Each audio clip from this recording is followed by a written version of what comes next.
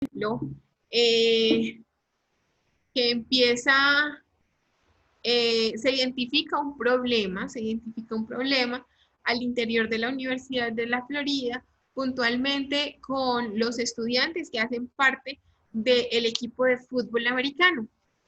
Y es que tenían un sobreesfuerzo en los primeros minutos del partido y después su rendimiento baja notablemente y con relación a ello, uno de sus investigadores emprende como el camino a, a generar un desarrollo que les dé una solución.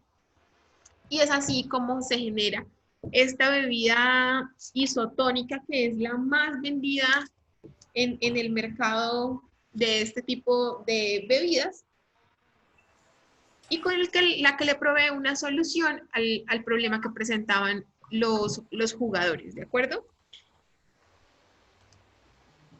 En ese sentido, entonces, a ver qué es esto, ponga pantalla completa, ¿de acuerdo? Quiero que viendo la imagen y conociendo la historia detrás de Gatorade, identifiquemos, los leo o los escucho para quienes tengan el micrófono habilitado. ¿Qué formas de protección podemos identificar a partir de Gatorade?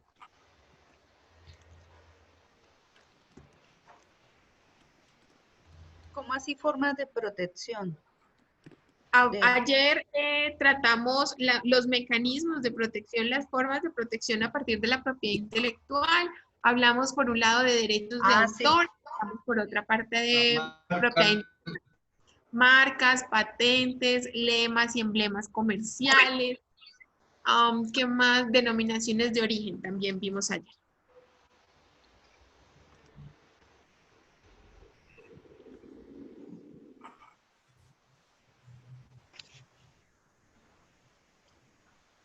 ¿Qué formas pueden identificar? Ok, perfecto. Por acá nos dicen que el logo, el color, el envase, la fórmula, la forma de la botella, la marca y el logotipo. El logo, el eslogan. La novedad del diseño de la botella. Exacto. Gatorade es un muy buen ejemplo porque en un solo producto se pueden llegar a consolidar más o menos 7 u 8 formas de protección. Y vamos a ver esta botella que tenemos en este momento en la pantalla. Por ejemplo, hay una patente de invención asociada con esta tapa que conocemos, que es una tapa, bueno, normalmente o la llamamos así coloquialmente como tapa de chupo, ¿no? Hay una patente asociada con la forma de esta tapa en sí misma, con la funcionalidad técnica que esta tapa puede proveer. La marca, una marca mixta, el nombre y el logo símbolo están protegidos. Más adelante, y si ustedes recuerdan, no es solamente este logo que le hemos conocido a Gatorade, sí ha sido siempre el mismo nombre, pero no lo hemos visto siempre con el mismo logo. Más adelantico vamos a ver cómo ha sido la evolución de la marca. Y vamos a ver que no solamente se trata de hacer no hacemos una única forma de protección, sino que se puede generar a partir de la marca toda una familia marcaria que presenta mismo. Hay un diseño industrial asociado con la forma estética de la botella. Decíamos ayer, el diseño industrial no provee características técnicas, no va a cambiar el Gatorade con que lo envasemos en esta botella o en una botella que tenga una forma cilíndrica uniforme. Pero el diseño y las hendiduras de la botella sí tienen una protección por vía de un diseño industrial y claramente hay una patente de invención asociada con la composición de la bebida. Vimos dentro de la historia además que la composición pues hace parte de un proceso investigativo, de un proceso de investigación y desarrollo a partir de un problema técnico que han identificado en la Universidad de la Florida. Además de estas 4 que se señalan muy puntualmente en la presentación, otras formas de protección en este mismo producto es, por ejemplo, el material de la botella. La fórmula o la composición para generar el material de la botella ha sido también objeto de patente, lo mismo que el sello de seguridad que se utiliza en las tapas y la máquina para, la máquina de, que sella, la máquina térmica de termosellado para aplicar este tipo de etiquetas también han sufrido procesos de protección. Entonces vemos cómo, por ejemplo, en un producto tan sencillo y tan común, tenemos tantas formas de protección. Tan solo, miren, en una botella de Gatorade hemos identificado hasta ahora 7 formas de protección sobre 7 elementos diferentes. Aquí tenemos una imagen de la patente de la tapa de chupo, una patente sobre una botella de Gatorade, una patente, bueno, el diseño industrial de esta forma de la botella, y se puede ver, acá se puede ver un poco en el diseño, en la imagen que está a la izquierda de la pantalla, cómo se ve la forma tridimensional de la marca sobre la botella. Y finalmente tenemos la patente sobre la composición de Gatorade, ¿de acuerdo? Y aquí en este slide podemos ver cómo se ha dado la evolución de la marca. Fíjense que es bastante diferente, es notable la diferencia entre el producto que ponen en el mercado Gatorade en el 2015 y la fórmula que probablemente obtuvieron en 1965. Les decía hace un momento que no hemos visto un solo logo asociado con la marca. Aquí por lo menos se pueden identificar fácilmente 3, ¿no? El que aparece en 1969 es una primera forma con un primer diseño en cuanto al logo símbolo. Fíjense también que la botella tiene un diseño diferente. Aparece entre el 95 y el 2002, ya aparece el rayito, ¿no? Que identifica a Gatorade. Y se mantiene hasta el año 2004. Y después del año 2013 empezamos a ver este nuevo logo, y todo esto conforma una familia de marcas que le generan identidad a este producto. Hablábamos ayer también un poco sobre el valor de las marcas, y todo esto suma y aporta. ¿De acuerdo? Hasta aquí, ¿alguien tiene alguna inquietud o alguna aclaración sobre este ejercicio muy sencillo?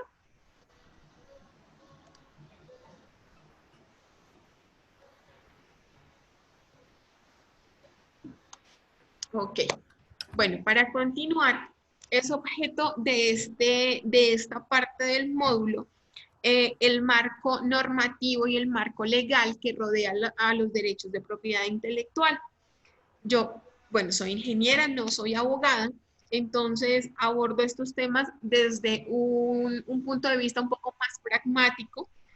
Debo traer a colación algunas normas que a mi juicio son las más relevantes en el entorno de la propiedad intelectual, y más que sentarnos aquí a leer la norma o a analizar la norma, quise extraer los elementos más relevantes de los cuales considero ustedes deben tener conocimiento, y son como los primeros elementos a tener en cuenta en esto de la propiedad intelectual. Entonces quise hacer como esos extractos de la norma para traerlos a ustedes. Y al final de esta parte del módulo, quise incorporar un poco de los asuntos que comentábamos con este grupo el día de ayer en la tarde, y es sobre el manejo de los derechos de autor en el entorno universitario. Entonces, al final podemos tener un debate bien interesante sobre este punto del manejo de derechos de autor en el entorno universitario, ¿de acuerdo? Entonces, para empezar, debemos hablar de qué son los derechos de propiedad intelectual. Decíamos que los derechos de propiedad intelectual están muy de la mano con el derecho de propiedad y se comportan como cualquier otro derecho de propiedad, y permiten al creador o al titular de una patente, una marca o un derecho de autor gozar de los beneficios que se derivan de su obra o de la inversión realizada en relación con una creación. Opera el derecho de propiedad con los activos intangibles de la misma forma que cuando yo tengo un activo intangible. Por ejemplo, yo soy dueña de una casa. ¿Qué puedo hacer yo con la casa? ¿Qué opciones tengo yo con mi casa?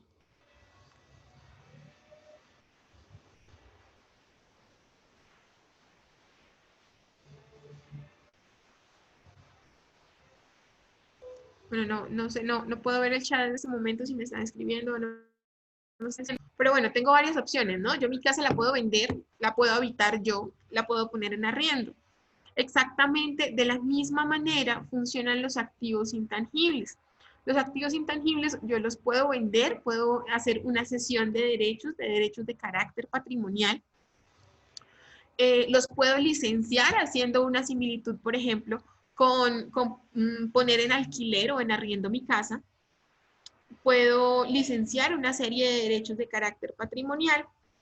O sencillamente, si yo tengo la capacidad en infraestructura y la capacidad técnica y el músculo financiero suficiente para hacer uso y replicar la tecnología que en determinado momento mirado, perfectamente lo puedo hacer. Es como el símil con el uso propio, ¿cierto? Sea cual sea el escenario, eh, los bienes intangibles se comportan de una forma semejante a los bienes tangibles. En ese sentido, pues este derecho de uso y de gozo de los beneficios que se derivan de las obras se encuentran consagrados en el artículo 27 de la Declaración Universal de Derechos Humanos, que contempla el derecho a beneficiarse de la protección de los intereses morales y materiales resultantes de la autoría de las producciones científicas, literarias o artísticas. Y eso lo define de esa manera la Organización de la Propiedad Intelectual, Organización Mundial de la Propiedad Intelectual. Para empezar con el marco jurídico, yo quise traer a esta presentación estos dos primeros convenios, el convenio de Berna y el convenio de París, que reconocen por primera vez la importancia de la protección de la propiedad intelectual. Por el año en el que se dan estos convenios, vemos que no es algo que nazca hace muy poco. Son convenios que datan de 1883 y 1886, resaltando la propiedad, la importancia de la propiedad intelectual. Es cierto que recientemente ha tenido un auge importante, ya que estamos inmersos en esta sociedad del conocimiento y nos estamos dirigiendo hacia la sociedad del conocimiento. Y sin duda la protección y la propiedad intelectual toman un papel muy importante cuando además nos estamos dando cuenta que hay un nicho de mercado que se pueden generar beneficios económicos a partir del conocimiento que se genera, cuando vemos que se está cerrando un poco la brecha entre la academia y la industria, y se pueden obtener beneficios de carácter económico generando empresas de base tecnológica, por ejemplo. Esto va a tomar bastante auge. Entonces, volviendo al tema, hablamos del convenio de Berna, que hace alusión al manejo de derechos de autor. El convenio de Berna nos presenta 3 principios básicos y algunas disposiciones mínimas para el manejo de obras y los derechos de autor para los países miembros de este convenio. Esos 3 principios básicos que presenta el convenio de Berna son, primero, el principio de trato nacional; segundo, el principio de protección automática; y tercero, el principio de independencia de la protección. El principio de trato nacional nos indica que las obras literarias, artísticas o en general cualquier tipo de obra que se genere y que sea protegible por derechos de autor, generadas por un autor de cualquier parte de la Unión, puede obtener protección en otro territorio o en otro país miembro de este convenio. ¿De acuerdo? Es decir, si por ejemplo, bueno, en este momento hacen parte del convenio de Berna 176 países. Si un escritor mexicano ha hecho una obra y la ha publicado por primera vez en México, los demás países miembros del convenio de Berna podrán y deberán darle la protección a esa obra por virtud de este convenio. ¿De acuerdo? De eso se trata el principio del trato nacional. El segundo principio que mencionaba era el principio de protección automática. El día de ayer decíamos que el derecho de autor es un derecho que nace con la obra. Y a eso hace referencia el principio de la protección automática. No, la protección no debe estar condicionada a ninguna formalidad. El derecho nace con la obra. No debe mediar ningún tipo de proceso ni de registro. Si el día de hoy yo me siento a escribir un cuento que acabo de escribir a las 8 de la noche, en el momento en el que yo termino de escribir mi obra, en ese momento nace el derecho, mi derecho como autor con respecto a esa obra. De eso se trata el principio de protección automática. Y finalmente tenemos el principio de la independencia de la protección. Este principio nos indica que la protección es independiente de la existencia de protección en el país de origen. Volvemos al ejemplo que poníamos hace un momento del escritor mexicano. Si un país prevé un plazo más largo que el país de origen de la obra, al momento en el que caduque una protección en un país, este segundo país puede darle continuidad a la protección o podría suspenderla, ¿de acuerdo? Vuelvo al ejemplo, o pongo un ejemplo un poco más local, lo usábamos esta mañana. El convenio de Berna establece un mínimo en cuanto al tiempo de protección, que son 50 años después de la muerte del autor. Entonces, hablábamos, por ejemplo, de Gabriel García Márquez. Gabriel García Márquez murió en el año 2014, en un país que esté muy apegado al mínimo que da el convenio de Berna. Su obra va a estar protegida hasta 50 años después de su muerte. Eso es decir, hasta el año 2064. En Colombia, el régimen es un poco diferente porque cada país puede establecer las normas que a bien tenga, siempre y cuando no estén los términos, por ejemplo, no estén por debajo de los mínimos establecidos por estos convenios. Colombia, por ejemplo, establece que el mínimo periodo de protección va a ser de 80 años después de la muerte del autor.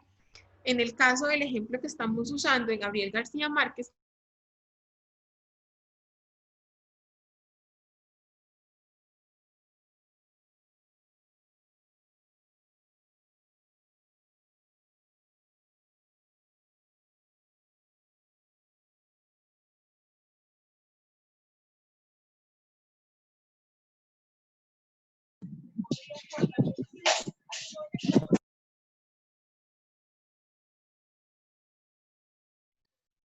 voy a suspender la protección. Me dicen que se fue el audio. Les decía que en el evento en que en Colombia el periodo de protección termine antes que en otro territorio, este otro territorio podría suspender la protección hasta el término que da en Colombia. ¿De acuerdo?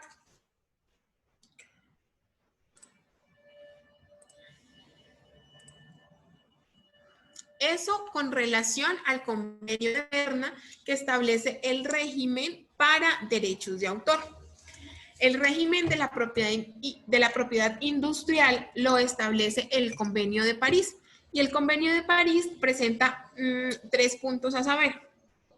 Primero, presenta el principio de trato nacional, que opera de forma análoga al Convenio de Berna, que indica que los Estados miembros podrán conceder la protección a los nacionales de los demás Estados miembros. Por eso es que yo puedo ir a gestionar, a procesar una patente en otro país como México, como Canadá, como Chile, por vía del Convenio de París. El segundo es un derecho de prioridad importante que hace referencia a lo siguiente. Esto opera, recordemos, solamente para patentes, marcas, diseños industriales y otros signos distintivos. Y es que con relación a la primera solicitud de protección, El solicitante podrá, durante un periodo dado, que el Convenio de París establece que son 12 meses, solicitar protección en cualquiera de los otros Estados miembros y las oficinas receptoras de estas solicitudes posteriores la considerarán presentada y se otorgaría protección a partir de la fecha de la primera solicitud. Les doy un ejemplo para esto.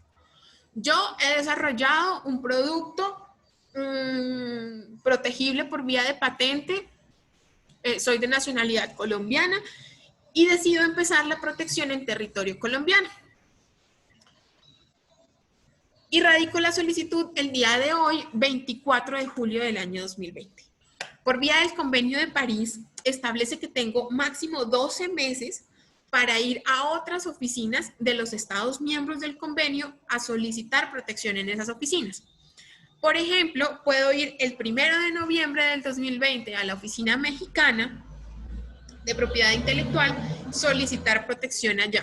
Y puedo ir el 7 de febrero del año 2021 a la oficina canadiense de propiedad intelectual y solicitar protección en esta oficina.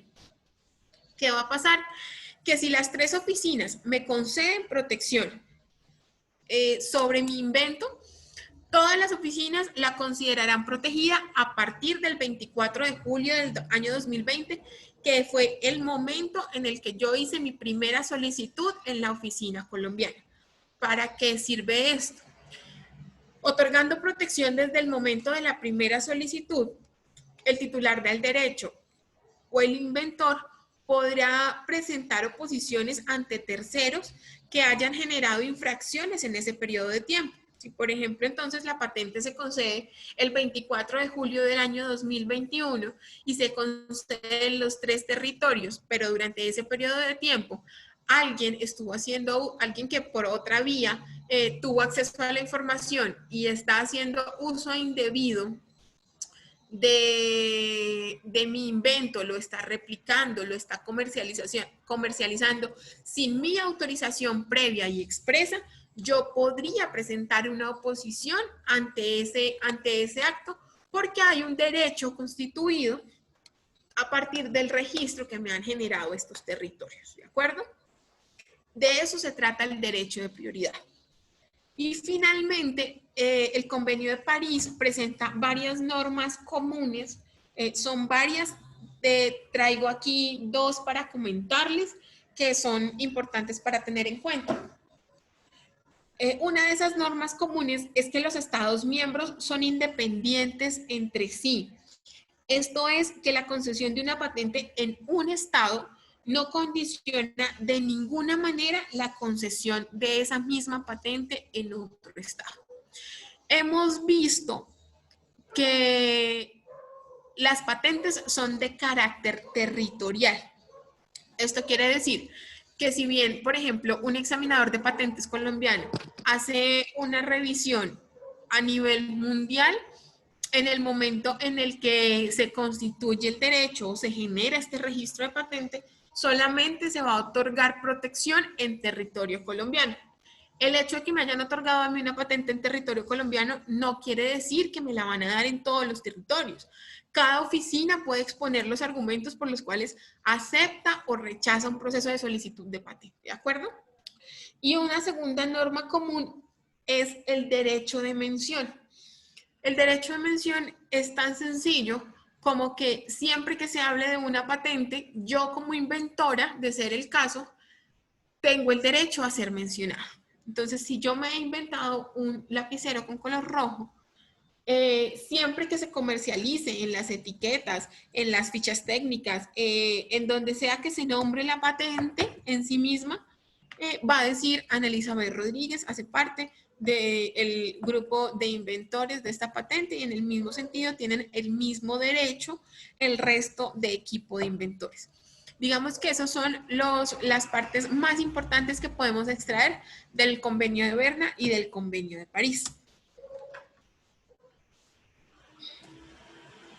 En este punto considero necesario hablar del ámbito de aplicación de las normas. Hay tres ámbitos de aplicación que podemos ver en esta presentación. Primero, tenemos el ámbito nacional, que opera pues, claramente al interior de nuestro territorio. Cada país, pues dentro de su jurisdicción, está en la capacidad de expedir para su territorio las normas que a bien tenga lugar. Y en este caso, en materia de derechos de autor y de propiedad intelectual, quise traer estas tres que las considero importantes. Primero, la Ley 23 de 1982, que es como la base, es la columna vertebral de los derechos de autor. Es una norma que ya tiene bastantes años.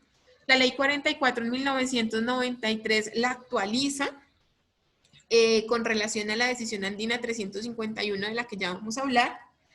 Y al final tenemos la Ley 1915 de 2018, que es también bastante importante porque hace una actualización grande frente a la Ley 23 de 1982. Y es donde, por ejemplo, empiezan a hablar un poco más sobre todo esto que hoy día hace parte de la industria de la economía naranja, de la industria digital, que no estaba contemplado pues para el año 1982. No teníamos el mismo desarrollo que tenemos hoy día. Por otra parte, tenemos un ámbito comunitario. Entonces, en muchas ocasiones, pues algunos países se ponen de acuerdo para establecer un régimen común. Por ejemplo, dentro de la Comunidad Andina de Naciones, a la cual pertenece Colombia, en temas de derecho de autor, rige a los países miembros de esta comunidad la Decisión Andina 351 de 1993 en temas de derechos de autor y la Decisión Andina 486 del año 2000 en temas de propiedad industrial. Y hay un tercer ámbito que supera estos dos anteriores, los sobrepasan, que es el ámbito internacional. Y ahí es donde operan justamente los dos convenios de los que venimos hablando. El convenio de Berna con relación a derechos de autor y el convenio de París con relación a la propiedad industrial. Y serán estas las normas aplicables en relación con países como España, Francia, Alemania, Estados Unidos o cualquier otro país miembro del Convenio de Berna y el Convenio de París que esté por fuera de la Comunidad Andina de Naciones. Y el papel que cumplen estos para sus países miembros, ¿de acuerdo? Ese es como el bosquejo general de las normas y el nombre de las leyes que quise traerles, y de aquí en adelante vamos a resaltar algunas características que se exponen a partir de estas leyes y que para efectos prácticos pues es importante tener en cuenta. Primero, las características que debe tener cada tipo de protección. Entonces, en temas de derechos de autor se protege la originalidad de la obra, mientras en temas de propiedad industrial, como hemos hablado en las patentes, que de hecho hay un criterio puntual, se llama novedad. Originalidad no es lo mismo que novedad. La originalidad en materia de propiedad intelectual se entiende como que el autor pueda incorporar elementos propios de sí en la obra. Es una expresión de la personalidad del autor. Mientras que la novedad hace referencia a que los resultados sobre los cuales se está solicitando protección no se encuentren en el arte previo, que no se considera novedoso en propiedad industrial todo aquello que ya existe que ya está protegido, o inclusive todo aquello que resulte una solución obvia para los versados en la materia. Es por ese motivo que, por ejemplo, vamos a encontrar muchas historias que tienen como muchas historias hablando de derechos de autor, entonces, por ejemplo, muchas novelas que tienen la misma trama detrás de todo el desenvolvimiento de la historia. Entonces, si yo les digo, por ejemplo, una pareja, un chico y una chica que tienen una historia de un amor imposible porque sus familias definitivamente nunca se la llevaron bien. ¿Qué tantas novelas conocen ustedes con ese trasfondo? Entonces, tal vez lo primero que se venga a la cabeza es Romeo y Julieta y similares a Romeo y Julieta pueden haber muchísimas otras historias que tienen la misma trama de fondo, pero la expresión en cada obra es diferente. Cada obra tiene el sello personal del autor y eso las hace originales. Por otra parte, hablando con relación a lo novedoso, y a que no se considerarán novedosas todas aquellas soluciones que sean obvias. Entonces les hago una pregunta. Si yo tengo una silla que de repente es muy pesada y necesito moverla de un punto a otro, ¿de acuerdo? Puede que yo mueva la silla vacía, puede que yo mueva la silla con alguien sentado. ¿Qué mecanismo uso? ¿Qué puedo hacer para mover la silla?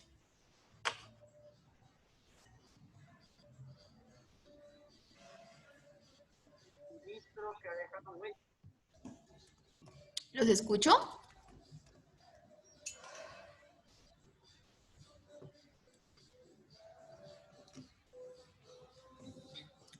Ruedas, nos dice Pablo Gómez, bien. ¿Alguien tiene otra forma de hacerlo?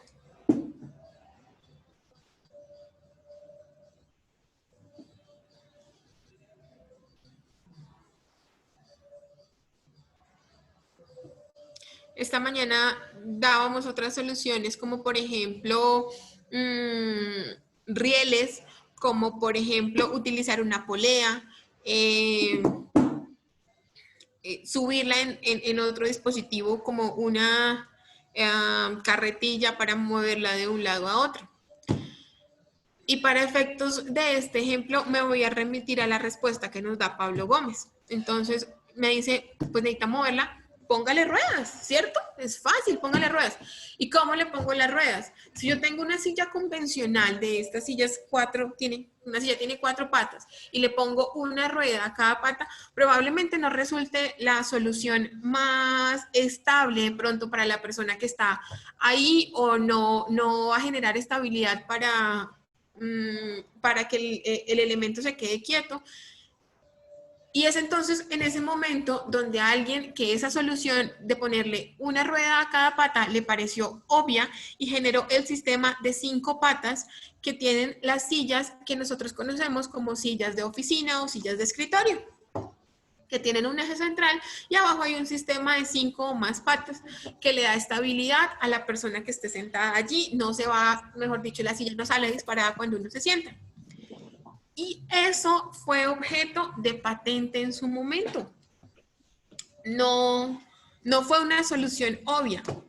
Probablemente lo obvio fue póngale ruedas, pero cómo ponerle las ruedas no fue lo obvio en ese momento y eso lo hizo parte de una protección por vía de patente. ¿De acuerdo? ¿Es clara la diferencia entre la originalidad y la novedad?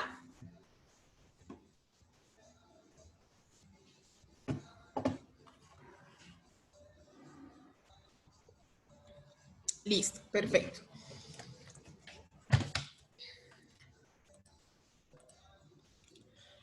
Con relación al registro, la norma determina que en temas de derechos de autor, los registros son de carácter declarativo y en temas de propiedad industrial, los registros son de carácter constitutivo. ¿Cuál es la diferencia? Con asuntos de derechos de autor hemos dicho varias veces, hemos reiterado que el derecho nace con la obra y que no necesitamos que medie ningún tipo de formalidad para que ese derecho exista. Es por eso que ese registro es declarativo. Porque al momento de hacer yo un registro de derechos de autor, no hago más que ir ante la autoridad competente. En Colombia es la Dirección Nacional de Derechos de Autor, una unidad del Ministerio del Interior, declarar mi obra, presentar mi obra, dar una serie de datos que después de un tiempo ellos van a revisar, van a cotejar. Va a ser una revisión muy sencilla porque no será más que revisar que lo que se declara en el registro coincida con los datos de la obra. Y funciona esto pues tiene fines declarativos, fines publicitarios. Funciona para demostrar que yo me proclamé autor de una obra en determinado momento. Y va a servir para que en un eventual caso de plagio tengas un soporte y digas, no, mira, este registro de la Dirección Nacional de Derechos de Autor dice que el autor de la obra soy yo y yo así se lo demostré a esta dirección en el momento en el que solicité se generara este registro. Eso no pasa en la propiedad industrial. En la propiedad industrial tenemos un derecho constitutivo. ¿Eso qué quiere decir? Que el derecho se constituye con el otorgamiento del registro. Y el mismo proceso de solicitud habla de ello. Cuando solicitamos una patente o cuando solicitamos una marca, el proceso es diferente al que se enfrentan derechos de autor. Entonces yo hago una solicitud que la radico ante la autoridad competente. En principio ellos van a hacer una revisión expresamente documental. Posteriormente yo le voy a pedir a esta autoridad que me efectúe un examen de patentabilidad en el caso de patentes, claro está. Y ellos van a poder, a partir de ese examen, determinar si me conceden o no un registro. Si ese registro no se concede, el derecho no se genera, ese derecho no existe, el derecho viene de la mano con la expedición del registro, ¿de acuerdo? Es diferente también, por ejemplo, el costo que se asocia a cada uno de los registros. Los registros de derecho de autor son gratuitos, mientras que los registros de propiedad intelectual no lo son. Tienen asociadas unas tasas oficiales que la Superintendencia de Industria y Comercio cobra para poder hacer este trámite de solicitud y de registro. Asimismo, la finalidad de la obra también diferencia el ámbito de los derechos de autor y de la propiedad industrial. En asuntos de derechos de autor, al derecho no le interesa el fin para el que se haya creado una obra. Yo pude haber escrito un libro de carácter religioso, con fines de escribir, por ejemplo, una novela, un libro científico, un libro de carácter científico con fines educativos.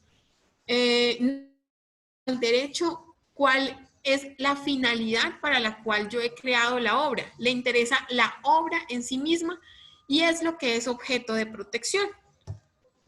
Diferente pasa en la propiedad industrial, donde sí les interesa la finalidad de la obra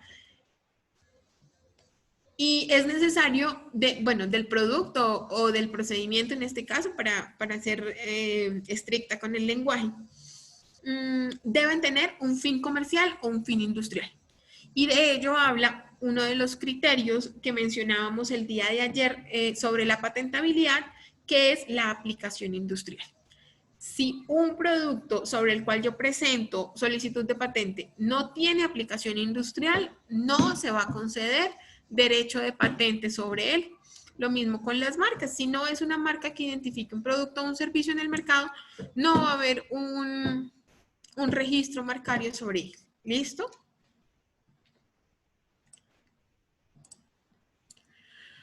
Los términos de protección, ya lo hemos mencionado durante el desarrollo de esta charla.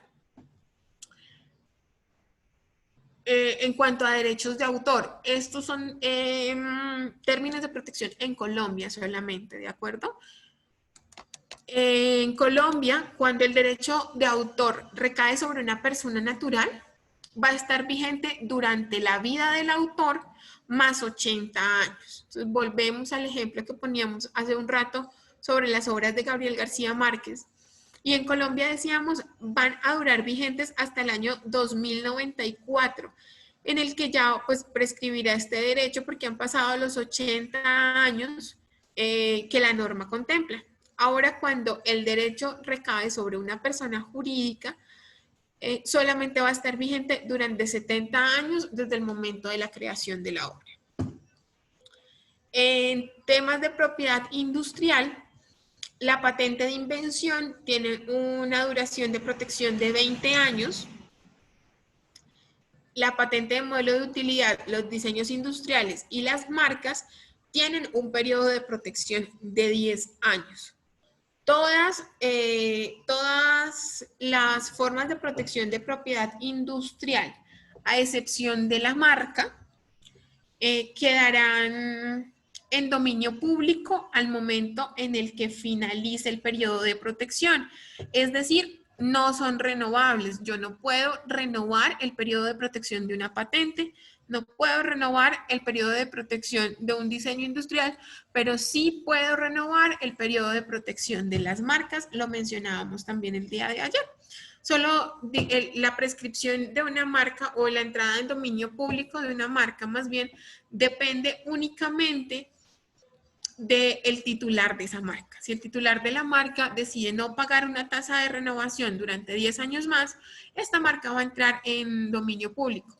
En Colombia el sistema permite que después de la fecha de vencimiento de la marca, tengas 6 meses de gracia, la tarifa cambia, la tarifa es un poquito más elevada, pero te dan 6 meses para que puedas hacer el pago correspondiente a esa tasa oficial y renovar el periodo de protección de la marca. Una vez finalice el término de protección, pues toda la información entrará en dominio público y cualquier persona va a poder utilizar esa información, va a poder replicar mi invento, va a poder vender, va a poder comercializar sin que eso configure una infracción. ¿Listo? ¿Hasta aquí tenemos alguna inquietud?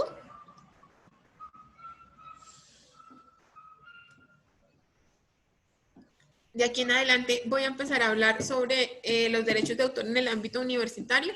Entonces, si alguien tiene alguna inquietud sobre esta parte que hemos desarrollado, podemos resolverla de una vez.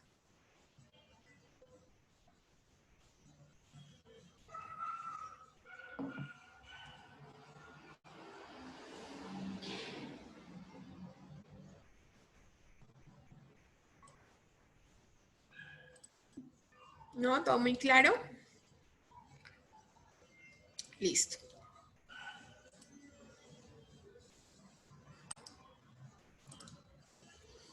Bueno, en cuanto a los derechos de autor en el ámbito universitario, entonces vamos a hablar puntualmente de los trabajos de grado. Vamos a hablar, bueno, en este caso vamos a empezar con la definición de los objetos de protección, las obras, qué obras son objeto de protección.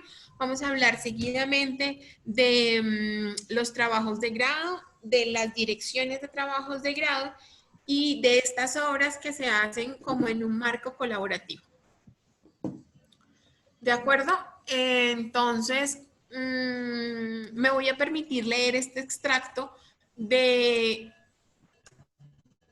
este extracto del artículo 2 de la Ley 23 de 1982, que nos permite ver cuáles son las obras objeto de protección por vía de derechos de autor.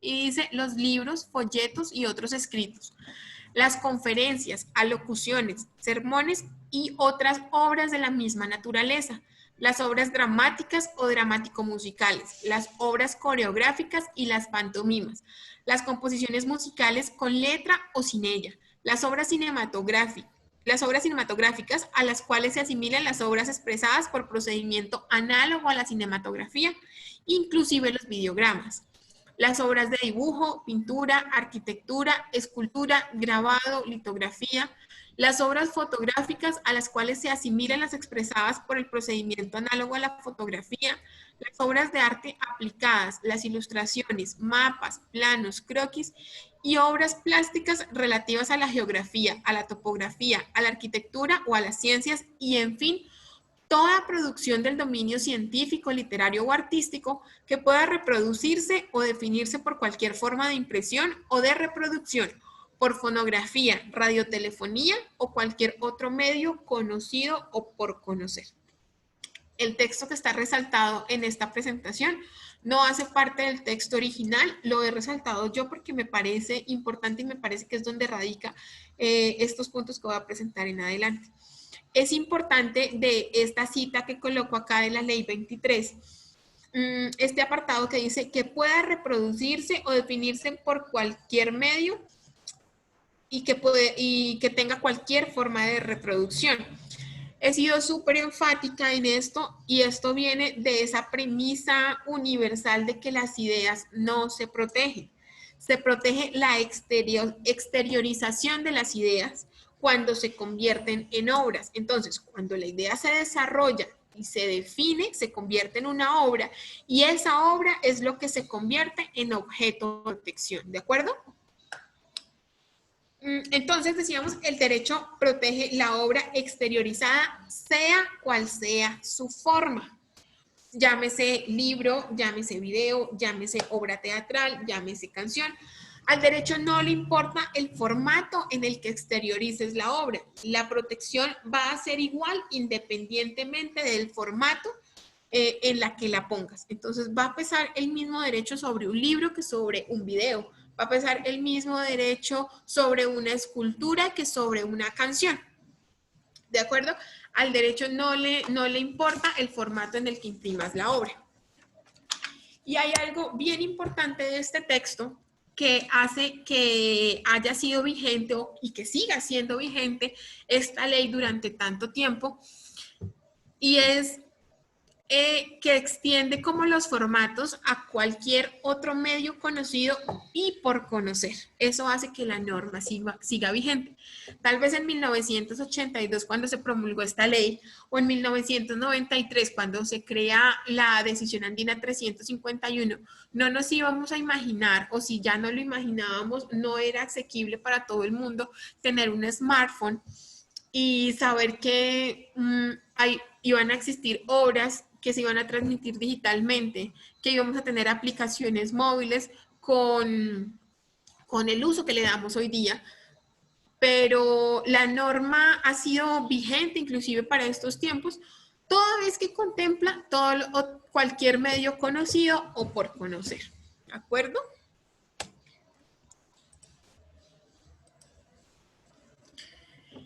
Es importante entonces mencionar las prerrogativas que tienen los derechos sobre los autores y los autores sobre sus obras. Entonces tenemos por una parte los derechos de carácter moral. Los derechos morales son aquellos que facultan al autor para reivindicar la paternidad de su obra y le dan la capacidad de oponerse a toda deformación, mutilación u otra modificación de aquella cuando considere que esos actos puedan causar o estén causando perjuicio a su honor o a su reputación. Tienen el derecho a conservar la obra inédita y a modificarla después de la publicación, inclusive a pedir que se retire de circulación su obra. Son los derechos que recaen sobre un autor en cuanto a derechos morales. Ahora, los derechos patrimoniales son aquellos derechos económicos, básicamente, que se asocian con la explotación económica y el aprovechamiento de las obras y permiten al autor, mediante el ejercicio de un derecho exclusivo, realizar, autorizar o prohibir, y estos son los derechos de carácter patrimonial: la reproducción, la comunicación pública, la distribución, la transformación y cualquier otra forma de explotación económica de la obra. Es normal que hay muchos casos, pues, en los que recaen en personas diferentes los derechos morales y los derechos patrimoniales. Por ejemplo, en el marco de una contratación, el derecho moral va a recaer siempre sobre el autor de la obra, mientras que el derecho patrimonial puede recaer sobre quien ha encargado la obra, sobre el encargante o el contratante, salvo pacto en contrario. ¿De acuerdo? Si yo como empresa, bueno, les pongo aquí un ejemplo. Y es un ejemplo como de la Edad Media. Si el rey de cualquier territorio manda a hacer un cuadro, ¿sí? Manda a llamar al pintor más famoso, al que a su juicio el que mejor trabaja, y le manda a hacer un cuadro. ¿De quién es el cuadro?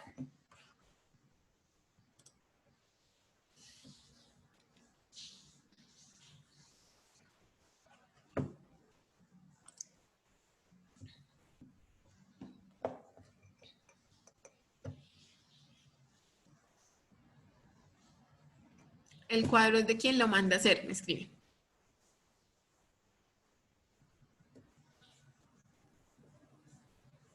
¿Alguien más?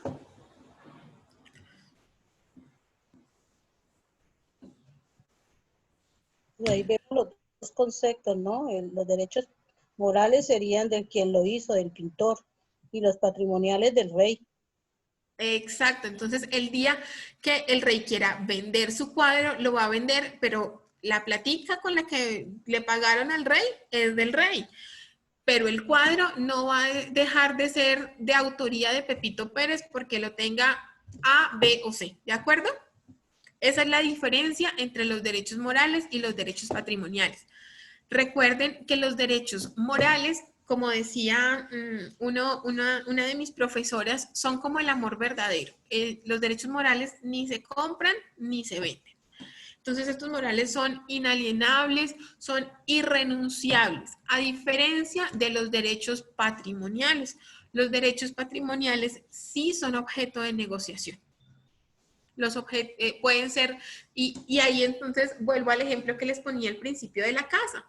Los derechos de explotación se pueden ceder, se pueden vender, se pueden licenciar o los puedo usar yo misma. Esa es la gran diferencia entre los derechos morales y los derechos patrimoniales. Todo esto pues nos abre la puerta para venir a hablar de los trabajos de grado. Me voy a permitir leer este extracto de la circular 6 de 2002 de la Dirección Nacional de Derechos de Autor que nos habla de los trabajos de grado en el ámbito universitario. Dice, los derechos de autor sobre obra literaria o artística, como lo sería un trabajo de grado, son de la persona que la realizó, quien la elaboró, imprimiendo e inteligencia. Es su expresión la que queda plasmada en lo producido, siendo por lo tanto el titular de los derechos morales y patrimoniales de la creación. En consecuencia, si la obra es realizada por un estudiante, será él, a la luz de la legislación vigente en materia de derecho de autor, el titular de todas las prerrogativas y facultades que la misma concede. Entonces, aquí yo les digo, ¿qué es el proyecto de grado? ¿Qué es un proyecto de grado? Creo que esto es un común denominador en todas las instituciones de educación superior. Y el proyecto de grado es la forma en la que los estudiantes acreditan los conocimientos que han adquirido durante la carrera, que se van a expresar en una obra literaria o en una obra artística, puede ser un trabajo de tesis, puede ser la recopilación de la investigación, puede ser el código de la escritura del código fuente, un software, una escultura o una composición musical, sea cual sea la forma en la que se exprese, el formato en el que se exprese el proyecto de grado es la forma en que el estudiante acredita los conocimientos que obtuvo en su carrera. Y por eso es un requisito para optar al título de grado optar a su título profesional. Y entonces yo les digo, aquí es donde les digo a muchos docentes que me consultan en este caso, es el estudiante el que se va a graduar. Su obra, es el estudiante quien debe sentarse y escribir su monografía, es el estudiante quien debe hacer su escultura, es el estudiante quien debe hacer su canción, sea cual sea la forma de expresión de la obra que ellos van a llevar para acreditar sus conocimientos adquiridos durante la carrera.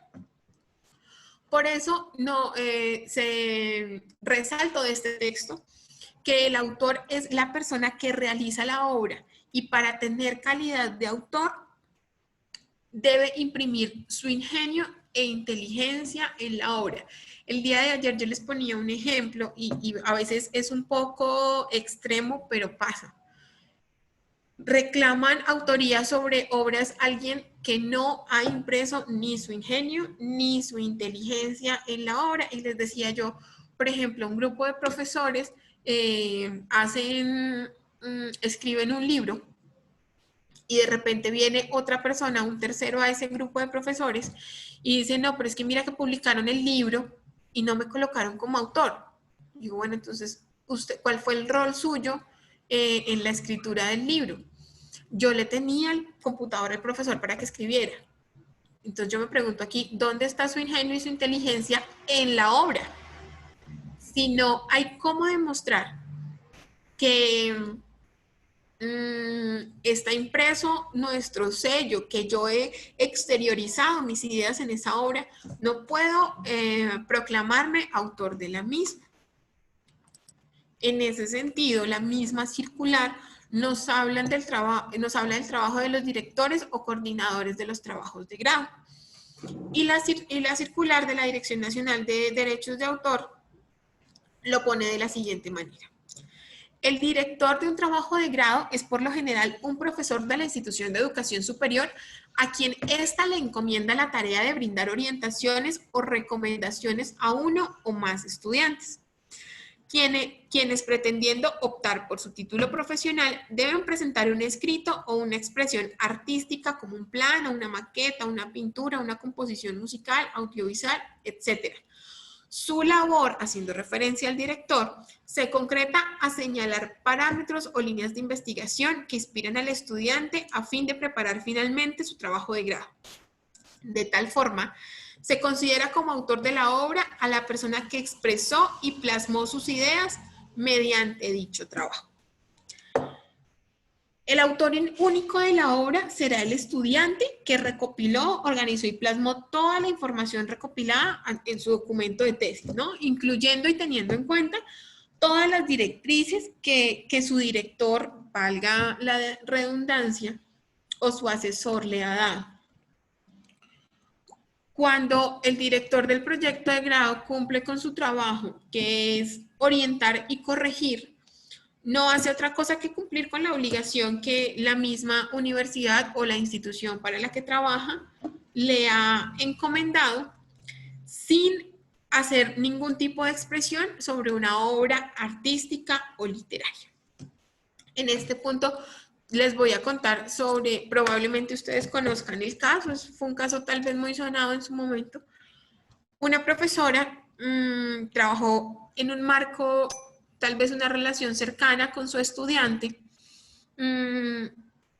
y en determinado punto de la redacción de la tesis, la profesora le ayudaba mucho. Entonces, como mira, no lo escribamos de esta manera, pongámoslo de esta otra forma, la profesora le ayudó a redactar, como lo decimos coloquialmente, le metió mano al trabajo de tesis de la estudiante y plasmó en él sus ideas y exteriorizó sus ideas en esta obra literaria llamada libro de tesis. Al cabo, bueno, se termina el proceso de investigación, se acaba el trabajo de tesis, la estudiante se gradúa. Al cabo de varios años, pues la profesora continúa el trabajo, la línea de investigación, continúa trabajando sobre la línea de investigación. Al cabo de varios años, ella redacta un artículo científico o una publicación de carácter científico y en su proceso de redacción parafrasea lo que escribió en el libro de tesis de su estudiante. Sale a la luz esta publicación, la estudiante la conoce e interpone una demanda ante su profesora porque dice, profesora, usted me está plagiando. Me está plagiando porque parafraseó lo que dice mi tesis y no me citó. ¿Eso cómo se llama? Eso se llama plagio. Y la profesora entonces, pues que hace memoria y le dice, pero niña, esto yo lo escribí en su tesis, lo escribí yo. Momento, pero si no puede demostrar que fue usted quien lo escribió, pues, ¿quién le dice al estudiante que no fue de su autoría? ¿De acuerdo? Este escenario, si a mí no me falla la memoria, terminó en que la demanda la gana el estudiante porque no se pudo probar que la profesora fue la autora original de esa expresión literaria, y es un caso como de autoplagio que si entramos a hilar fino, pues no tiene ningún tipo de sentido.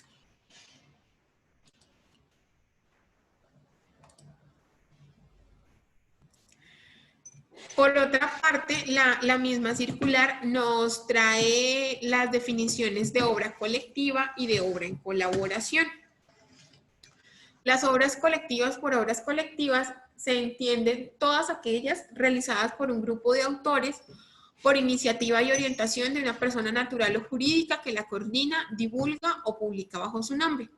Por este hecho, la ley concede la titularidad de los derechos patrimoniales, que no son otros que la capacidad para disponer la explotación económica de la obra, a quien encargó o coordinó su realización, conservando a los autores los derechos morales, vale decir, aquellos que apuntan, entre otros, a asegurar la paternidad e integridad de la creación. Una obra colectiva es lo que pasa cuando media, por ejemplo, un contrato de trabajo. Cuando una persona natural o jurídica contrata, por ejemplo, una empresa, por ejemplo, contrata un grupo de comunicadores sociales para que hagan una publicación con una reseña histórica de la empresa, para publicarla, para entregarla a sus clientes, en fin, para sacarle a la luz. En la publicación va a ser siempre de autoría de este grupo de personas que han sido contratadas. Quien los coordinó, los divulgó y lo va a publicar bajo su nombre va a ser la persona jurídica o la empresa que les contrató. ¿De acuerdo? Ese es el escenario de una obra colectiva. Por otra parte, están las obras en colaboración.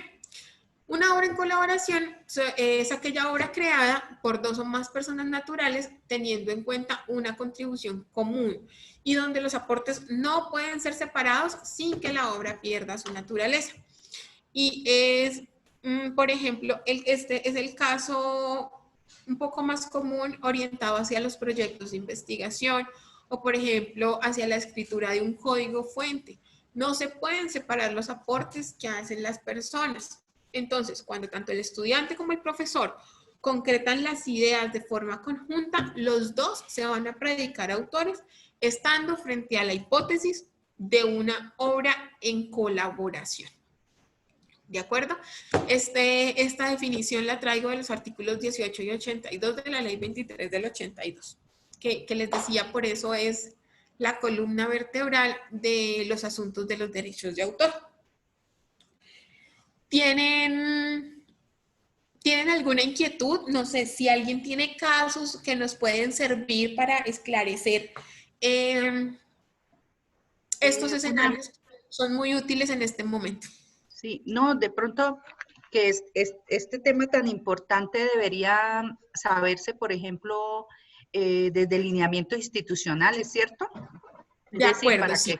Para que todos los programas académicos, porque nosotros no sabíamos de eso y es muy fácil, y sucede mucho que es lo que usted dijo, le ayudamos al estudiante, le damos las ideas y después publicamos o hacemos un artículo o un trabajo y entonces ya estamos incurriendo en algo por desconocimiento de las normas.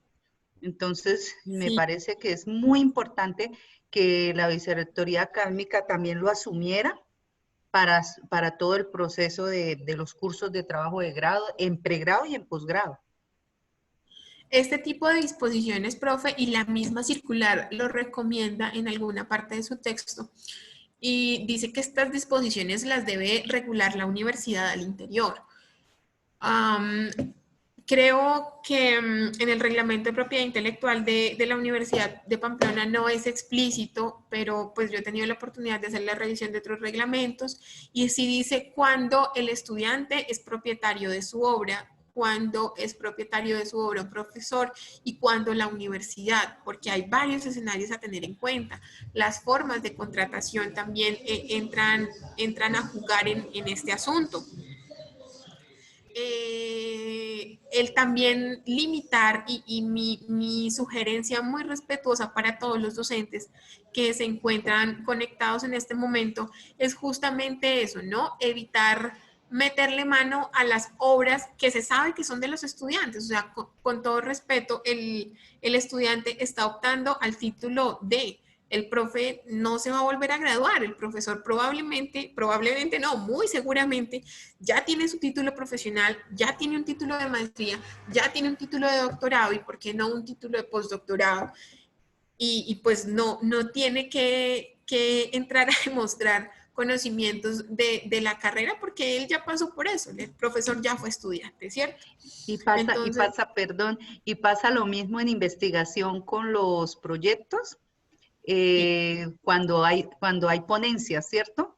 Porque la ponencia, cuando nosotros vemos a veces que la ponencia la hace el profesor y pues él es como el que tiene los puntos, como que tiene la remuneración, ¿sí? Los viáticos, los viajes, y trabajó con el estudiante, ¿no? Digamos que en ese caso, en los escenarios de investigación, y también lo hablábamos esta mañana, decíamos, por ejemplo, cuando la financiación de la investigación viene de fuera, cuando hay un tercero financiador, pues nosotros que solo ejecutamos el dinero, tenemos que ceñirnos a las condiciones que el financiador nos da. Aunque, por ejemplo, los proyectos financiados por MinCiencias es como, no voy a decir flexible, pero sí da la oportunidad de que, por ejemplo, los ejecutores puedan, bueno, esto antes, con el nuevo plan de desarrollo, yo no he visto el primer contrato de MinCiencias con esta cláusula de propiedad intelectual, pero ahora MinCiencias, a partir del nuevo plan de desarrollo, dice que todos los proyectos que ellos financien, no dice así textualmente, pero está en la idea, todos los proyectos que ellos financien, el Estado colombiano va a poder pedir regalías sobre la comercialización de ellos. Entonces, uno debe ceñirse a las condiciones que le da el financiador. Cuando es otro caso, por ejemplo, se genera la investigación. La investigación no es una obra en sí misma. La investigación constituye una actividad de la cual se pueden generar resultados de investigación, llámense obras o llámense productos, ¿sí? Y esas obras o esos productos son los que son objeto de protección. Entonces, cuando hablaba la profe de ponencias, son obras derivadas de la investigación, pero el autor de estas obras va a ser quien se sienta a escribirlas, quien imprime, insisto, su ingenio e inteligencia en esta obra.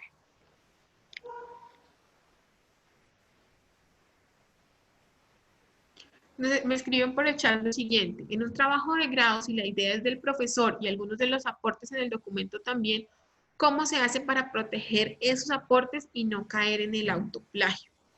En ese caso, bueno, les recuerdo esta premisa universal sobre la que soy súper insistente: las ideas no se protegen. Si la idea es del profesor y el profesor le comunica esto a su estudiante, mi recomendación es que la exterioricen y de alguna manera la pongan en una obra, por ejemplo, en una obra literaria, en un documento, documento pequeño, donde ustedes consoliden sus aportes. Los procesos de indagación por plagio tal vez pueden ser muy largos y entras tú a demostrar que eres autor de una obra. Entonces, si de alguna manera vas a empezar a hacerle aportes al estudiante, es importante que se conserve como una bitácora o se conserve como un seguimiento, un documento con control de cambios, ¿sí? En el que conste que eres tú quien está haciendo los aportes al trabajo. Pero la recomendación no es que le escriban la tesis al estudiante, porque de todas maneras, la tesis, si yo soy directora de tesis del estudiante, no va a ser, la autoría, pues, el libro de tesis no va a decir, si mi estudiante se llama, por ejemplo, Felipe Pérez, autores, Felipe Pérez y Ana Elizabeth Rodríguez. No, Ana Elizabeth Rodríguez cumplió el trabajo que le han encomendado como directora. No voy a ser autora de la tesis porque, insisto, la tesis es la forma, es un requisito para optar al título de, y yo no me voy a graduar nuevamente con el estudiante. ¿Qué porcentaje se considera plagio al pasar por una herramienta antiplagio? La ley nos da la posibilidad de citar hasta el 30% de una obra. Ojo, pero citándolo. O sea, yo puedo traer un libro de 100 hojas y entrecomillar el 30% de este libro y digo, bueno, lo saqué de aquí. Y hasta ahí, de acuerdo a lo que establece la norma, no es plagio. Pero es importante que se cite. Siempre, siempre que se cite. Si no es profesor estudiante, inconveniente No, no porque, digamos, es una obra diferente, ¿sí? El estudiante, para graduarse, por ejemplo, necesita una monografía y esa monografía la escribe el estudiante y solo el estudiante con dirección del profesor o de sus asesores. Pero si luego los dos que han ejecutado el trabajo de investigación, y esto pasa más en los trabajos de posgrado, si los dos se sientan y a cuatro manos escriben un artículo, los dos son autores del artículo, ¿de acuerdo?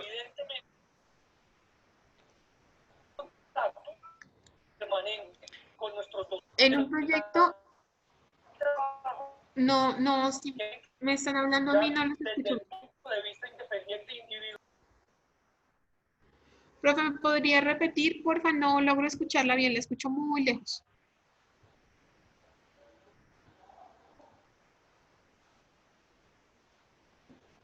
Ok, no. De acuerdo, no hubo réplica. Nos dicen en el chat el profesor Hasib. En un proyecto con financiación de recursos externos, se va a entregar un libro como resultado. El personal contratado deberá estar como coautor del libro, sí o no. Sí, si han configurado, si han hecho como los méritos suficientes para ser autores del libro. Hago aquí una claridad. El trabajo técnico no configura autoría. Si ustedes necesitan hacer unas pruebas en PCR y, por ejemplo, mi trabajo, porque yo soy la operadora de la máquina, es coger las muestras, depositarlas en una máquina, darle on y cuando termine sacar las muestras de ahí, eso no configura autoría, porque yo estoy haciendo un trabajo técnico que sin duda es muy importante para aportar a la investigación, pero no estoy imprimiendo ningún tipo de ingenio ni inteligencia en la obra. Entonces el trabajo técnico no configura autoría. Pero independientemente de que contrates personal para la escritura de un libro, si ellos se sientan a escribir el libro con los investigadores, sí son autores. Si hay fotografías dentro del libro, por ejemplo, debe hacerse la mención correspondiente de los derechos de fotografía. Si es decisión del director del proyecto, corren el riesgo de tomar una decisión en contra de la norma. Y en cualquier momento, si uno de las personas contratadas que aportó a la escritura del libro decide interponer una acción judicial, podría tener argumentos para ganar. Si publicas un artículo con trabajo de grado con el estudiante, si el docente escribe el artículo, obvio con la autorización del estudiante, y además el estudiante forma parte de los autores, ¿existe algún problema legal con esto? No, digamos que en términos generales no existe ahí un problema legal, porque, bueno, hay un derecho de cita, que es el que uno puede usar sin autorización previa y expresa del autor, y es tomar una parte de su obra y traerla a la obra que yo estoy escribiendo, siempre y cuando yo esté cumpliendo con citar a este autor original. Si, por ejemplo, se trabaja por ejemplo, en el caso de las ponencias, si dos personas hacen una ponencia en un congreso en el exterior y tienen la oportunidad de llevar la misma ponencia a otro congreso, pero por X o Y motivo uno de los ponentes no está interesado en asistir, podría darle una autorización previa y expresa al otro ponente para que haga uso de la obra de la cual es coautor y sobre la cual los dos tienen derechos de carácter patrimonial. ¿Cuáles son los requerimientos para un libro? Número de páginas, porcentaje de antiplagio y número de autores por capítulos del libro. Bueno, esto sí corresponde un poco más al tema editorial. No tengo, profe, en este momento una respuesta puntual para su pregunta, pero con todo el gusto yo puedo indagar en estos asuntos de un poco más del resorte editorial de la universidad y le pongo en conocimiento. Al principio de todas las presentaciones que les estamos enviando están mis datos de contacto para para poder colaborarles con las inquietudes que ustedes tengan de esta naturaleza.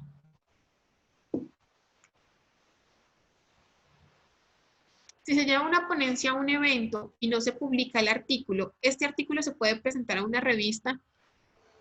¿Y cómo se hace para no perder la novedad?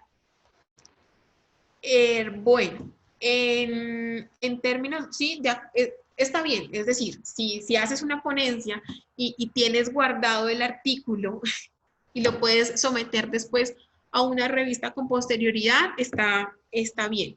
En términos, por ejemplo, de protección de propiedad intelectual, para no perder la novedad, en definitiva, la recomendación es no publique. No publique nunca porque usted corre el riesgo de entrar usted mismo en el estado del arte. Entonces, es tal vez un poco similar al escenario del autoplagio. El sistema de patentes nos da 1 año de gracia para el asunto de publicaciones. Entonces, por ejemplo, las solicitudes de patente que se hagan el día de hoy, 24 de julio del 2020, no van a considerar en el estudio de antecedentes las publicaciones realizadas 1 año antes de la solicitud de protección, es decir, del 24 de julio del 2019 hasta el día de hoy. Entonces yo puedo publicar en ese periodo de tiempo sin que eso haga que yo pierda la novedad, ¿sí? Sin perder el criterio de novedad. Pero independientemente de que exista este periodo de gracia, la recomendación siempre será no publicar. No publicar porque pues de todas maneras está una primera fuga de información y cuando veamos patentes vamos a ver también que las patentes es el arte de decirlo todo sin decir nada. Si yo como autor de un artículo decido incluir a otro docente porque tiene el músculo financiero para pagar la publicación y la traducción, ¿es lícito que él aparezca como primer autor? Eso no está por fuera de la ley. Digamos, es una decisión que tú tomas bajo unos parámetros, ¿sí? Bastante subjetivos. Pero en ningún lado la norma dice que quien hace las veces de financiador de la publicación o de la investigación es el autor. La norma es muy clara en esto y yo soy en este caso pues muy pegada a la norma. La norma dice que es autor quien imprima su ingenio e inteligencia en la obra. Si tú quieres poner en el artículo a 2 investigadores, al que te está ayudando a pagar, a, no sé, a la mamá, al perro, al gato, tú puedes poner a todos quienes quieran. Pero la norma dice que se considera autor solamente aquel que imprima su ingenio e inteligencia en la obra. Insisto, no es ilícito, pero no está ceñido al concepto que se nos da en la materia. ¿Cuál es el procedimiento para el registro de un software en cuanto a trámite y tiempo? Bueno, con relación a los registros de software, basta con hacer un depósito en la Dirección Nacional de Derechos de Autor, en la que se hace la declaración de los autores, se hace una descripción del software, nos dan la posibilidad en la Dirección Nacional de Derechos de Autor de registrar con un documento de descripción que sea muy detallado, donde se muestre la interfaz, donde se muestren diagramas de flujo de información, donde se muestren todas las funcionalidades que el usuario puede tener, o nos da la posibilidad también de depositar el código fuente o un archivo ejecutable. El trámite en tiempo tarda alrededor de 1 mes a partir del momento de la solicitud. Al cabo del mes, la Dirección Nacional de Derechos de Autor o emite el certificado o devuelve el trámite si no concuerdan o si no es satisfactorio para ellos el documento que sea remitido. ¿Cuántos autores es recomendado tener un artículo científico? No existe un criterio puntual para eso. No dice en ningún lado, pues un artículo científico debe tener 1, 2, 3, 4 o 5, o yo no conozco dónde lo dice. Un artículo puede tener 5 o 6 autores, como puede tener perfectamente uno solo. Mi recomendación sí es incluir a todos aquellos que han ganado, que han hecho el mérito para considerarse autores del escrito. Todos los demás pueden ir a los agradecimientos. Como pasa, por ejemplo, y muy probablemente ustedes conozcan este escenario, los proyectos financiados por MinCiencias, el contrato de recuperación contingente por lo general es el que pasa, el que se suscribe con, en este escenario de financiación, tiene una cláusula que se llama publicaciones. Y en esa cláusula le exige al ejecutor del dinero que en todas las publicaciones, en todas las obras o los productos que se generen a partir de la financiación que MinCiencias les está dando, se nombre MinCiencias como financiador. Ese es un espacio diferente. No, MinCiencias no va a ser autor, ¿no? ¿De acuerdo? MinCiencias, en el ejemplo que estoy poniendo, no va a ser autor, va a ser financiador y lo vamos a poner muy bonito con su logo en los agradecimientos, pero sencillamente no es autor. Y no va a publicar el nombre de él tampoco.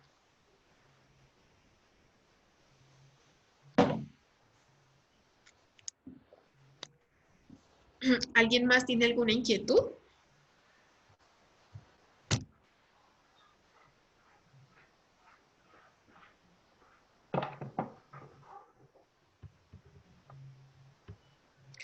¿Qué alternativa tiene un grupo de investigación de hacer un artículo si no tiene un proyecto inscrito en el Group Lab? Digamos que no creo que esas condiciones sean como mutuamente excluyentes, ¿no? El artículo se puede generar, y se puede generar como una publicación. Se puede generar la publicación independientemente del proyecto inscrito en el Group Lab, pero si se sale tal vez un poco de mi resorte esta pregunta, profe. No me atrevo a darle información adicional porque se sale un poco de mi resorte.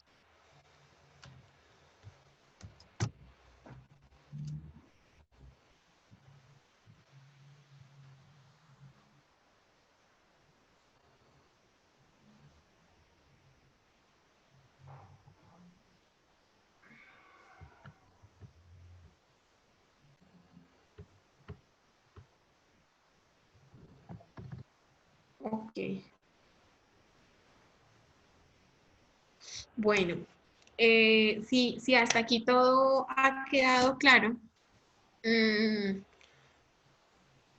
yo pues les invito a todos ustedes a que las dudas que tengan, adicionales a las que hemos expuesto durante esta sesión, nos las hagan llegar a través de correo electrónico.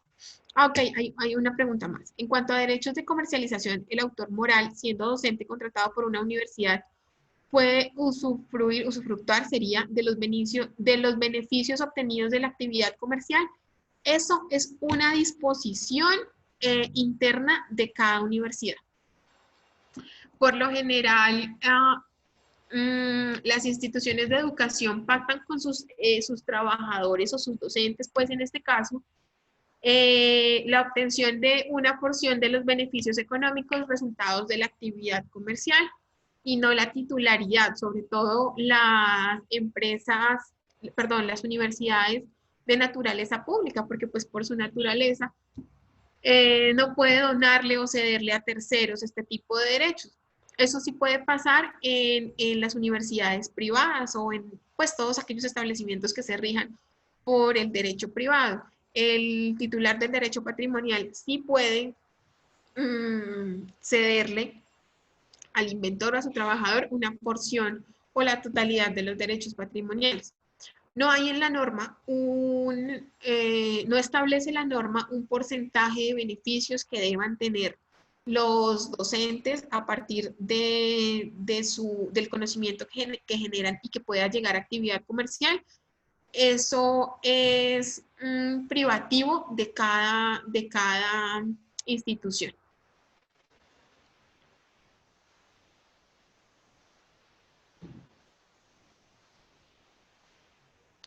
Ok, las dudas específicas al principio de cada presentación.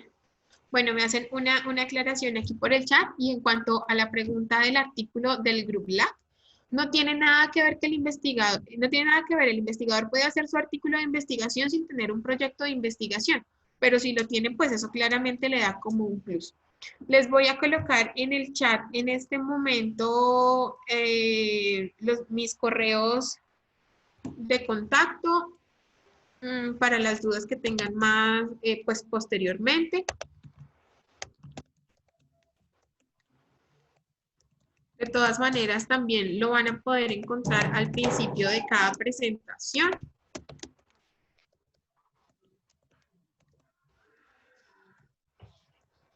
Y pues por ahí podemos atender todo lo que no pudiésemos atender en este momento, en esta sesión. Entonces se debe colocar en cláusulas de convenio el beneficio para el autor moral. Sí, si lo que lo rige es un convenio, sí, o los reglamentos de las instituciones de educación superior también lo pueden determinar desde su reglamento. Entonces el reglamento de propiedad intelectual, por ejemplo, puede decir, el reglamento de propiedad intelectual puede decir, la universidad le otorgará a sus investigadores el 5% de los beneficios obtenidos a partir de la comercialización de este invento, ¿sí? Por ejemplo. O si el vínculo se hace por vía convenio, ahí se debería especificar. Yo sugiero que todos los convenios deben contar con una cláusula de propiedad intelectual en la que se regulen todos estos aspectos.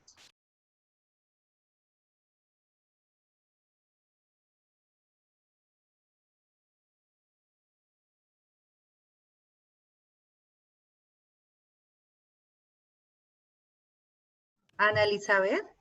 Sí, señora. Bueno, hay una pregunta que puede parecer pues tonta, pero cuando se está trabajando en acreditación, los profesores participan en la elaboración de documentos, ¿sí? Y generalmente a veces solicitan certificados de haber participado en estos documentos de acreditación, ¿sí? Sí, señora. Tienen derecho a, por haber participado, o el documento es institucional, porque casi siempre a veces solicitan pues como una certificación de autoría o algo así, Sí, señora. o no tendría nada que ver por ser documentos Sí, públicos, no sé.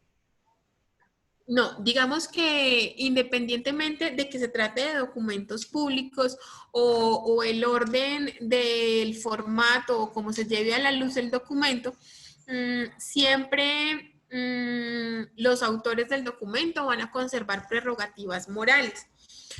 Por la forma de contratación, y hay un régimen especial para quienes tengan condición de servidores públicos, todo lo que hagan en el marco del ejercicio de sus funciones le pertenece a la entidad contratante. Esto quiere decir que la entidad contratante va a poder publicar las obras en nombre suyo, ¿sí? Entonces, es decir, por ejemplo, la universidad va a poder reproducir y publicar las obras con el nombre y sello de la universidad, pero también está en el deber de demostrar la autoría, de mencionar al autor de la obra, quienes han participado dentro de la autoría de la obra. Entonces, esas certificaciones que se solicitan de la autoría de los textos están dentro del marco que la ley lo permite, pues asociado con los derechos morales que recaen sobre los autores. Ah, bien, sí, pero entonces el sistema de acreditación de la universidad tendría que tenerlo presente también, ¿cierto?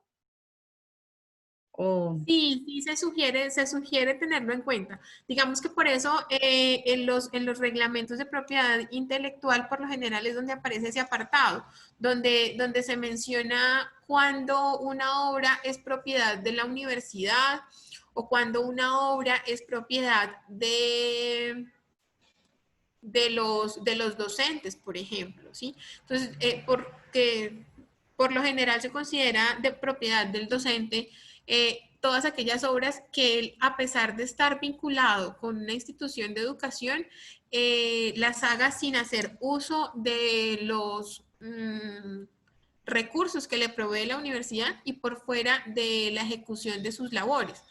Pero si, por ejemplo, todos estos documentos se generan en el marco de la ejecución de sus labores, pues el derecho patrimonial les recae a la universidad, pero el derecho moral lo conservan los docentes en calidad de autores y totalmente sí, es un tema a tener en cuenta, no solamente en el ámbito académico, sino todos estos documentos que hacen parte también del resorte administrativo de las instituciones de educación superior. Sí, gracias por la aclaración, porque también, ¿qué ha pasado? Que docentes que han estado encargados de un documento se va y se lleva la información y no entrega nada. Y se supone, como usted dice, que estaba vinculado, ¿sí? Y que Sí, pues es un documento oficial, pues de la institucional, por decirlo así, ¿sí? sí, sí, sí, sin duda. Digamos que el deber ser de la situación es que todos quienes participen o quienes construyamos documentos o cualquier tipo de obra o producto que nos la hayan encargado en el marco de una relación contractual, pues debemos entregarlos porque le pertenecen al contratante. ¿Sí? Total, pues diciéndolo coloquialmente, para eso nos contrataron y la retribución que yo obtuve por eso pues fue el pago por la labor. Entonces, es importante eso, el deber ser sería ese. Preguntan por el chat, si la universidad decide comercializar un software de un tesista, ¿cómo llega a un acuerdo para explotar este producto? Es preciso en ese caso revisar el marco en el cual se da el software, ¿no? Entonces vuelvo a lo que mencionaba en este momento y es definir cuándo las obras son de propiedad de la universidad, cuándo las obras son de propiedad del estudiante, cuándo las obras son de propiedad exclusiva de los docentes.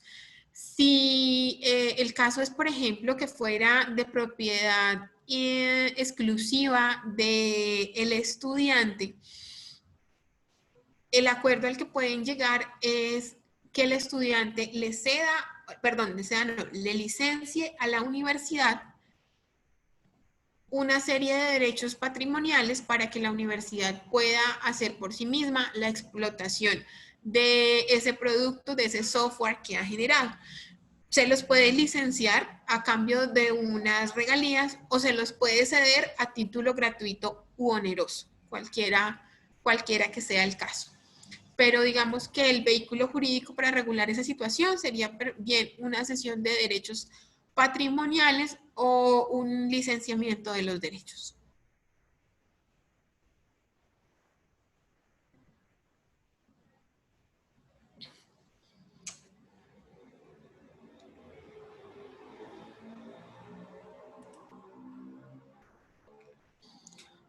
Bueno, finalizando ya esta sesión, les agradezco a todos ustedes nuevamente la participación. Me alegra mucho tenerlos en esta sesión nuevamente. En la siguiente sesión vamos a profundizar en derechos de autor. Vamos a ver cómo se hace el registro. Vamos a dedicarle en las siguientes sesiones a hablar de de las transferencias y de las limitaciones y excepciones. Me da muchísimo gusto verlos aquí, los espero la próxima semana. Les insisto, bueno, cualquier inquietud que tenga, estamos pendientes, además como profesional vinculada a la Vicerrectoría de Investigaciones, asesorarlos a través de la unidad de transferencia de resultados de investigación y pues también me agrada que conozcan todo este espectro de información que manejo como profesional y que estoy para compartirles a partir de la UTRI, de la Vicerrectoría de Investigaciones. Muchísimas Muchas gracias a gracias. todos. Gracias, que tengan muy buena tarde. Gracias.